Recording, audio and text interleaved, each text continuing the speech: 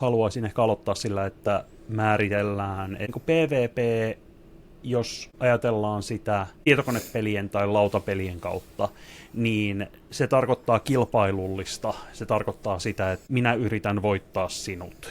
Tämä on tämä niin kuin lähtökohta.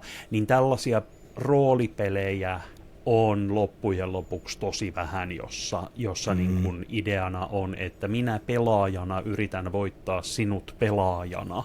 Eli se niin kuin player vastaan player tai pelaaja vastaan pelaaja on hieman niin kuin väärä termi jo niin kuin lähtökohtaisesti. Et enemmän yleensä kyseessä on niin kuin pelit, hahmoilla on ristiriitaisia tavoitteita tai hahmot sitä, hahmot tätä, että pelaajat kuitenkin tekee yhteistyötä.